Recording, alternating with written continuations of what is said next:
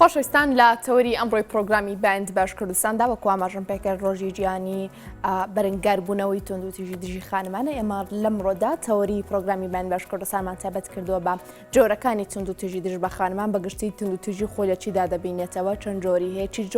چ شتێک دەچێتە قاڵبی تونند و تیژیەوە جا ئەمڕۆ من لەسەر بنداڵانی کرد لەسەر خانمانی گەنج لەسەر خانمانی پێگەشت و بە هەمووی واتە بەکۆی خانمان باس لە تونند و تیژەکان دژی دەکەین گفتوگوی ئەم بابەتە لەگەڵ خاتو سرود محمود سەرۆکی ڕێکخراوی کۆمەڵی هیوای عراقی لقی کەرکووک دەکەم خاتون سلااوت لەبێ سپاس بۆی لە پرۆگرامی بەند باش کوردستان ڕاستەخۆ لە کەرکووکەوە لەگەڵ ئێمەدا ئامادەی خاتو سرود طبعاً ئەمڕۆ لە جیهاندا ڕۆژی بەرەنگاربوونەوەی تونند و تیژی دژی خانمانە من دەستپێکی قسەکانمان ئەمەوێت بەوە بێکە ئایا چی شتێک دەچێتە قاڵبی تونند و تیژی دژی بە خانمانەوە؟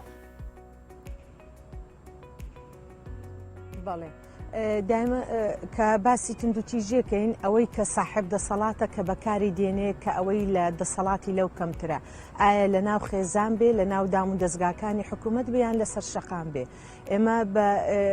ینی حەسەبی کۆمەلگای خۆمانە ئێمە زانین حەسەب ئەم کەلتورە ئێمە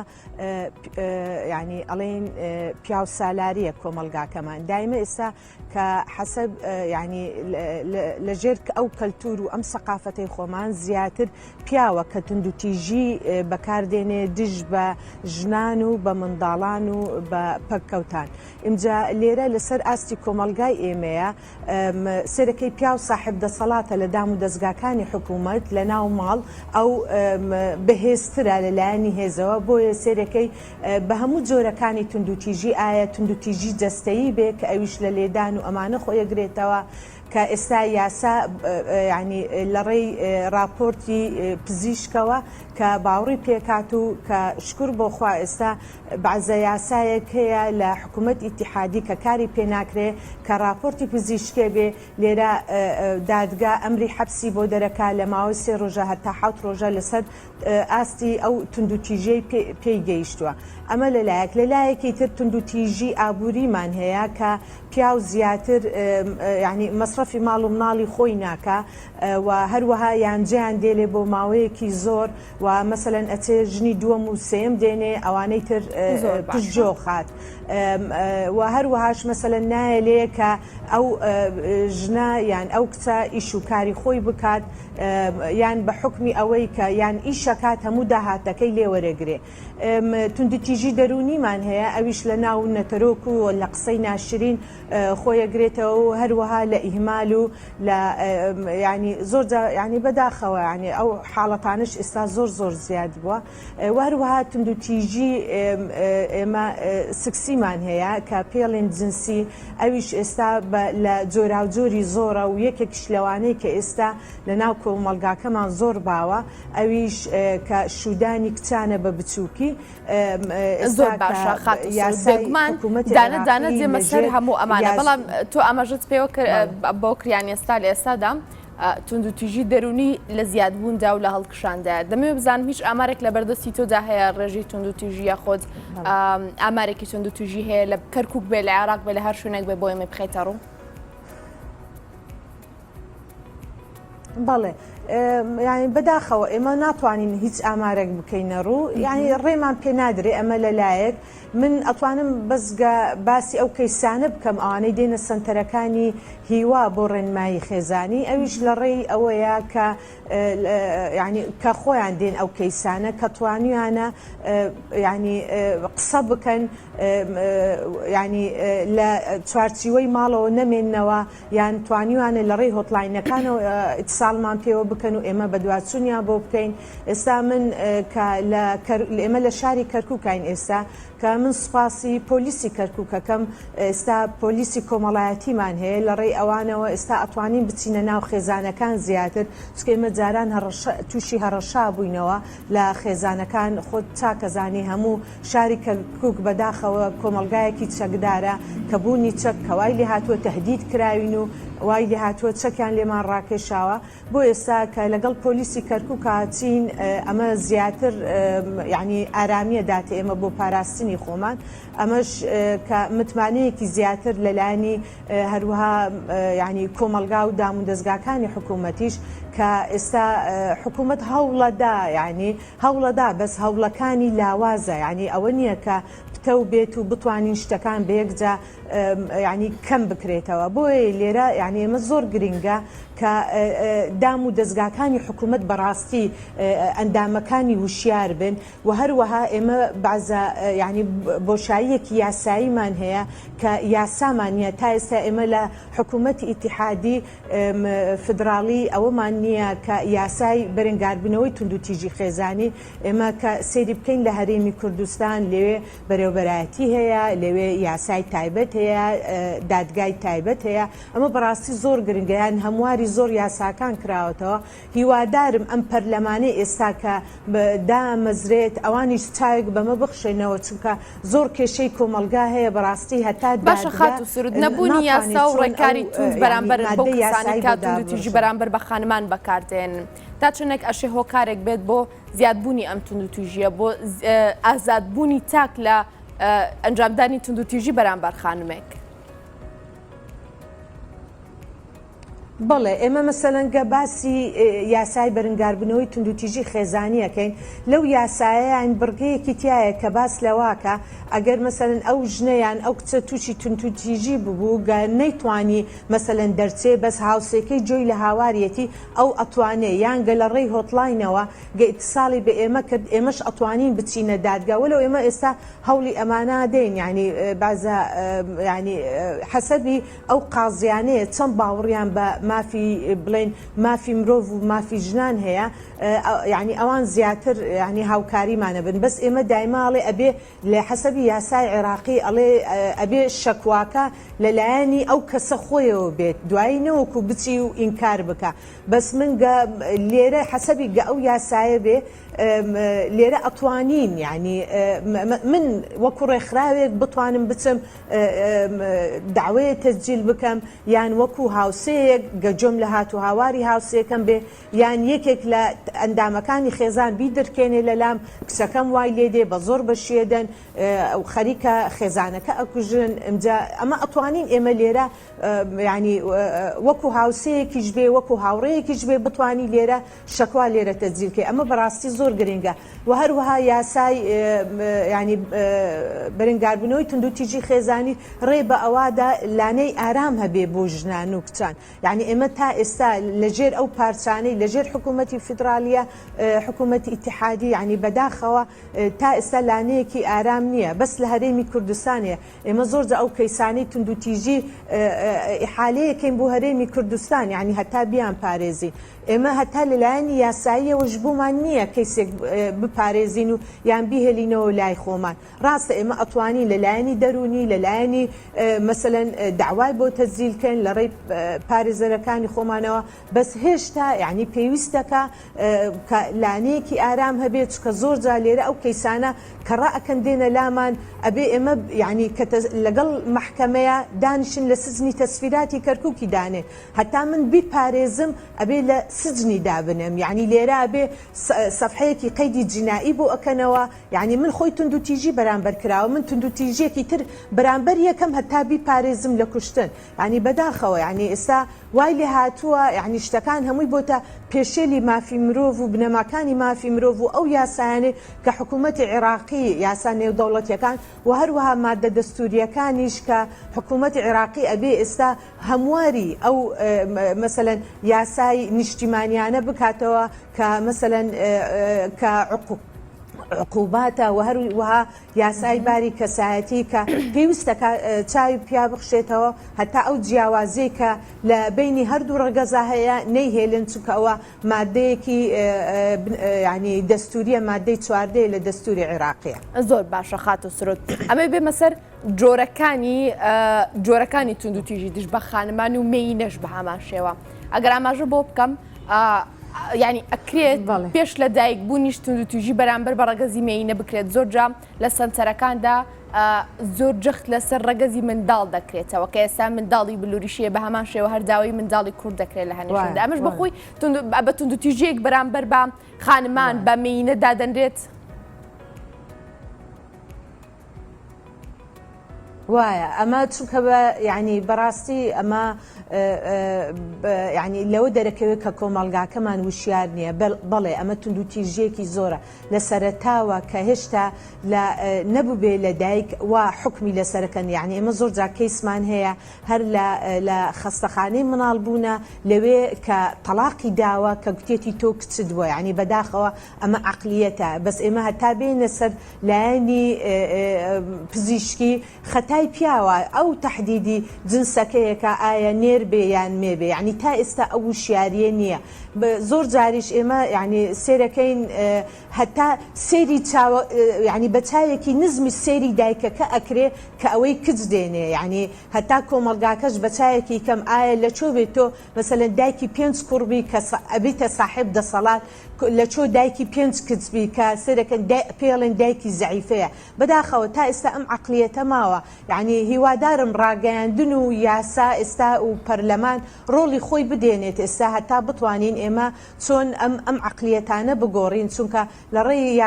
ڕاگەیانەوە کە هوشیاریە کرێ ئێستاش بە خۆشحاڵیەوە کە 16 ڕۆژ نابەت توندوتیژی کە دەست پێکە ئیمڕۆ یەکەمی ڕۆژێتی کە من سوپاسانەکەم بەرنامەی بەیانی باشتان بەوە دەست پێکرد هیوادارم ئەوەی کە جوێی لێمانە بێ بەڵێ کە مافی ژن و کچان بەشێکە لە مافی مرۆڤ جیانا بێتەوە هەروە تەسیری سلبی هەیە ینی خراپی زۆر لەسەر کۆمەلگاکە ئێمە باسی وەزعی کۆمەلگاکەین کە بەشێک لەوانە کە مافی ژنان و مافی کچانە و مافی پەککەوتانە و ینی مافی بەتەمەن گەورانە چکە ئێمە کە باسی 16 ڕۆژەکەین کە دەست پێکا لە ئیمڕۆوە کە سەرەتاکەی ینی لە مافی ژنانەوە دەست پێکە بەرەنگاربنەوەی توندوتیژی دژبەژنان کە کۆتاییە بێ بە 10 دیسەمبەر کە ڕۆژی جارنامەی مافی مرۆڤە یعنی هەمووی ئەم 16 ڕۆژە باسی مافی مرۆڤەکە کە بەشێکی گرنگ لە مافی مرۆڤ مافی ژنان و کچانە و جیاش نابێتەوە لە مافی مرۆڤە و هەروەهاش یعنی پێویستەکە یعنی هیوادارم پەرلەمانی عێراقی ئەگەر یەکەمین ستێپ ئێستاگە پایان دابگرن ئەبێ یاسای بەرەنگاربوونەوەی توندوتیژی خێزانی کە یەکەمین کاریان بێ هیوادارم ئەوەی گیان لێمان بێ ئەمە ئیشی سەرەکیان بێ بۆ ئەم دەورە پەرلەمانیەی ئێستا کە دانیشتنی بۆکەن. زۆر باشە خات و سرود لە قسەکانی پێشودا ئاماژت با بە شودانی کچ کرد لە تەمەنێکی نایاساییدا و لە تەمەنێکی نەگونجاودا ئەمەوێت باس لەما هەروەها لە باربردنی منداڵ بە زۆر دروستکردنی منداڵ بە خانمان دەبێت باسی ئەم بابەتانە بۆ بکەیت بە گشتی دەچێتە چ جۆرە قاڵبێکی توندوتیژیەوە بۆ نمونە زۆر بە زۆر واتە زۆر لە خانمان دەگرێت کە پێویستە منداڵیان ببێت هەندێک جار بە زۆر منداڵیان پێ لەبار دەبرێت ئەمە چه قاڵبێکە و هەروەها بەخۆی بە شودانی خانمان لە تەمەنێکی نەگونجاودا چ جۆرە توندوتیژیەکە؟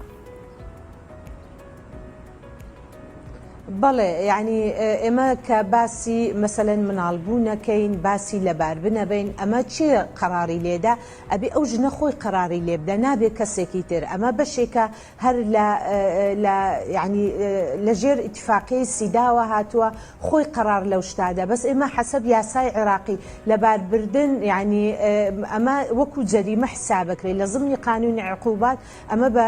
جەریمەیەکی کوشتن حسابەکرێت بۆیە یاسای عێراقی ڕێ بەوە نادا ئایا بەس لەو کاتانەی کە مەسەلەن تەسیری هەبێ بە خراپی لەسەر سحەتی دایکەکە لەو کاتە یاسا قەراری لێدا بۆ لەباربوون بۆیە کەسێکی تر بۆی نییە ئەگەر مەسەلەن ئەو خانمەش بتوانێت شکایەت بکە یعنی بە حکمی یاسا ئەو کەسانەی کە زۆری لێەکەن ئەتوانێ ئیزباتی ئەوە بکات و چونکە ئەوە پێ بێتە محاولەی قەتل کوشتن هەر لەژێر ئەو مادە یاسایە حکومە درێ بەس ئێمە کە بینە سەر بە شودانی کچان بە بچووکی بەڕاستی ئێستا لەژێر یاسای بازرگانی بە مرۆڤە کە حکوومەتی عێراقی ئێستا ئیش لەسەر ئەوە کات چکە ئەو دیاردەیە زۆر وە زیاتر ئێستا کە ئێمە درکمان پێکردو چکە ئیش لەسەر ئەو حاڵەتاناکەین کە سێرەکەین لە کاتی کرۆنەیە کە لە ماڵ دانیشتوونە ئەم کچە گەنجانە و لە قوتابخانەدا بڕان بەداخەوە زۆرینەی زۆریان سێرەکەی بەشودران ئەمجا هەڵیشیانە خەڵەتێنێ خاصن ئەو خێزان ئینسانانەی کە لایەنی ئابوووریان لاواز بێ هەڵە خەڵەترێن وازانن یعنی کچەکان وا هەڵخەڵەتێن ئەمە جلی جوانە و ئەمە شتی خۆشە و سەفرێ و سەیرانە و نازانن دوایی تووشی کارەساتێکی گەورە بنەوە بۆیە سێرەکەی زۆڕی ئێستا بۆ ئەڵێن حاڵەتی جیابوونەوە کە زیادی کردووە چونکە زیاتر هەمووی بە مناڵی بەشوێدرێت و یان سێرەکەی ئەگاتە حاڵەتی ئینتیحار و یان ڕائەکەن لە ماڵەوە بەداخەوە ئێمە بە ڕۆژانە ئەو کەیسانەمان هەیە کە دێنە لامان و ڕائەکەن لە ماڵەوە چونکە بە زۆر بەشیانە دەن و یان بە مناڵی و کە ئێستا کەیسێکیش هەیە لەسەر ئاستی حکوومەتی عێراقی کە ئەو کاتەی کە دایک و باوکەکە جیابوونەتەوە کە باوکەکە کچەکەی بردۆتەوە لای خۆی کە تەمەنی 12 ساڵە یعنی بە زۆر مارەی کردووە لە برای خێزانەکەی ژنی دووەمی کە یعنی وای لێ هاتووە کە دایکەکە کەیسەکەی زۆر بەرزەوە کرد کە خۆی یعنی توانی لە ڕێی ڕێکخراوەکانەوە ئێستا کە کچەکەی وەرگرتەوە بەداخەوە تعدان لێی کردووە ئەمەش هەرە گەڕێتەوە زمنی یاسای بازرگانی بە مرۆڤ یعنی هیوادارم دایک و باوکان وشیار بن من وەکو دایکێک هیوادارم کچەکەی خۆم بە شوب دەم ئەو کاتە کە خۆی قەراری لێبدا کە خێنەکەی خۆی تاواو کرده بێ بە هەموو عقلیەتی خۆی بێ کە جەستەی گەیشتبێتە ئەو ڕادەیە کە یعنی بتوانێ ببێ بەدایک من کە بە 12 ساڵی بەشێدەمیان بە 11 ساڵی بەداخەوە ئەم کەیسانەمان ئێستا زۆرە کە ئەمانەوە کات یعنی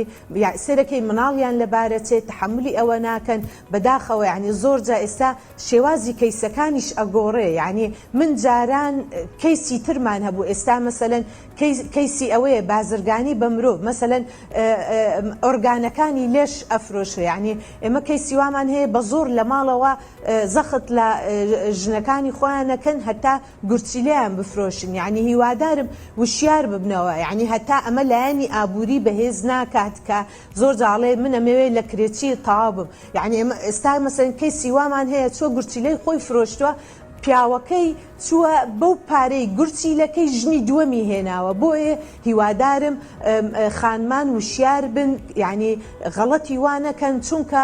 تووشی کێشەی ترە بن دوایی ئەمە هەتا لایەنی تەندروستی خۆیان ئارام نابێت طبعاً لەمڕۆوە تا 16 ڕۆژی تر تایبەت کراوە بە ڕۆژی گیانی بەرەنگاربوونەوەی توندوتیژی دژی خانەمان واتە دەمەوێت بپرسم تا چنێک گرینگە لە قۆناغەکانی سەرەتاییەوە لە قۆناغی بنەڕەتی خوێندنەوە منداڵان لە نێو خوێندنگەکاندا لە نێو ڕەوزەکاندا لە نێو خێزاندا فێر بکرێن بەلایەنی کەمەوە ئەم 16 ڕۆژیان بۆ تەرخان بکرێت بۆ ئەوەی فێری ئەوە بکرێن توندوتیژی بەرامبەر هیچ چین و توێژێ نەکەن توندوتیژی بەرامبەر بە خانمان ئەنجام نەدرێت بۆەوەی ئەگەر لە ئێستاشدا توندوتیژی هەبێ لەنەوەی داهاتوودا بە ڕێژەیەکی بەرچاو توندوتیژی دژ بە خانماندا ببەزێت بڵاوکردنەوەی هۆشیاری لە نێو تاکو و منداڵانیشدا تا چنێک لێرەدا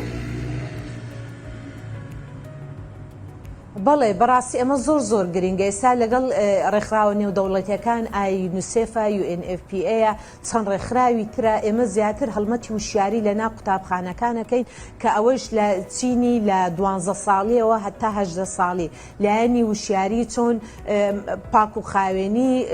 سقە بەخۆکردن چۆن هاوڕێ ئەدۆزیتەوە چۆن ینی بەدوای هەدەفەکانی خۆتە بیت پلانی خۆت چێبێ بۆ دوڕۆ چۆن پلانی بۆ داڕێژەکەی چۆن خۆتە پارێزی لە هەڕەشەی ئەلکترۆنی یعنی ئێمە نێزیکەی دا سەشنمان هەیە خولمان هەیە لەو لایەنانە لە ڕێی